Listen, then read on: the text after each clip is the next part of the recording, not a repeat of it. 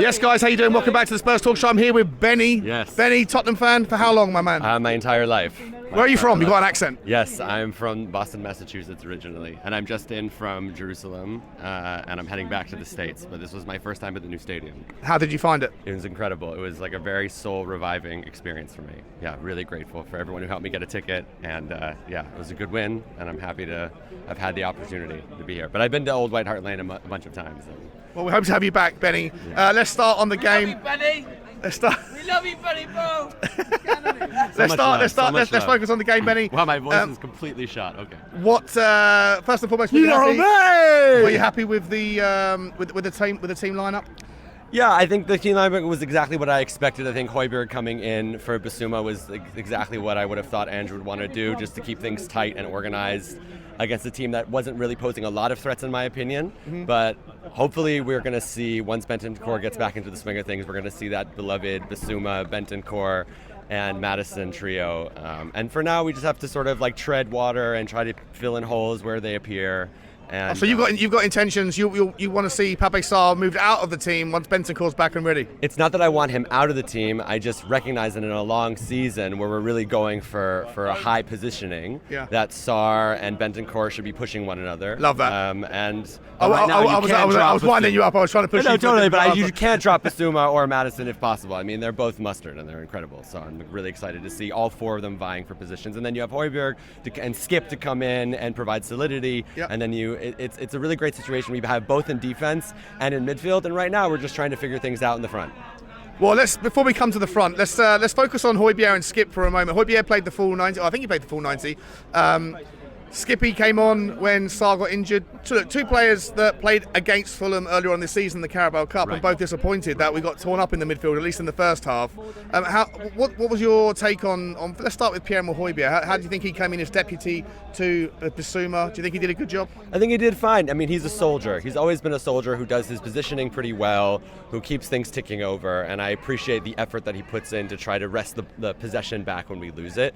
And I find him to be a very steely leadership kind of presence that sometimes Bissouma, for all of his flair and all of his desire to push forward, can sometimes lose his cool, and I feel like Højbjerg, I'm never worried about that with him. So I was really pleased to see that he put in a very yeoman-like performance, and it's just he's the kind of depth that we need to go the distance.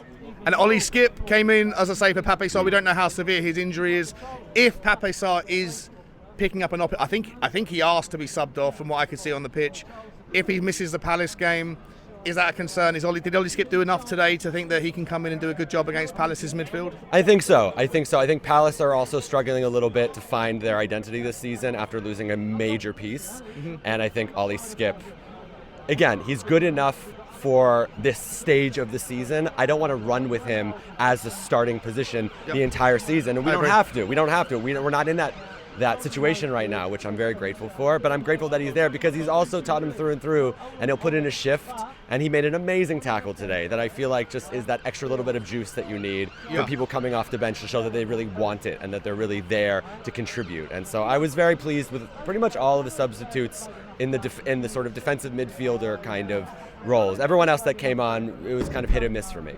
We're going to come to the forwards in a second, but just a quick word. I think I'm pretty confident that I know what you're going to say here, but the back line today, Romero, Van de Ven, I mean, is this the best partnership in the centre-backs we've had for, how many years? Since Toby and Jan. That's really what it is. That back four of Rose, Walker, Toby, and Jan was immense. Yeah. And right now we have something in a similar kind of mold where you have two fullbacks who are able to push forward, who can get a lot of traction with their pace and get themselves out of trouble on the other end if they leave any holes. And then you just have two stalwarts in the middle who are building trust with each other, who have excellent vision and awareness of the game.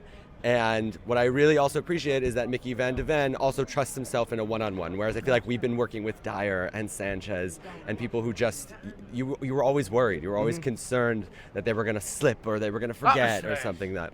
Yeah. And so it gives the rest of the team a platform of confidence and belief that they don't have to be worried anymore, and that just is a psychological weight lifted off the team, and it's showing. I think it's showing even in these performances which aren't stellar, but you can see that we're building something which is a unit that can move forward together, can defend together, and I really appreciate what they're both bringing. Before we get moved out, I think we're the last people in the stadium here, Benny, so we might have about a minute left. I'm sleeping over tonight. I'm not leaving. He's not leaving anyway. He's staying here.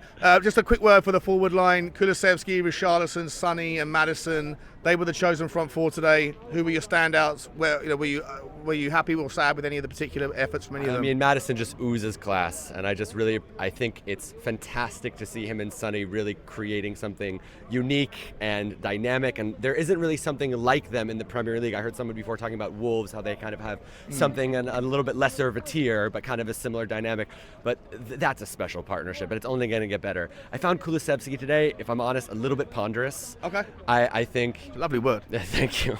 I think he just had one too many moments where he second-guessed himself, when he could have released a shot, when he could have left that cross. He tried to do a cutback. He tried to find someone in space, when really we know he has the skill, the strength, and the nous to just do it himself. Yep. But I think post-injury, sometimes psychologically, players don't necessarily recover that same acumen. 100% agree. So I think Kulu is working on it, but he still puts in a huge shift, and you need that. And then Richarlison... Go on, tell me. Do you want him in the team against Palace? I was saying, release Brian the whole time. We're going now. 30 seconds. I just wanted to see Brian Gill out there because honestly, I think Richarlison, he's going to be more dynamic coming off the bench for Son. He's not going to do it on that flank, and so let's see if Ange agrees over time. And just quickly, last question for you. We've got Palace next, then we've got Chelsea, then we have Wolves, and then we have Villa. How many points out of 12?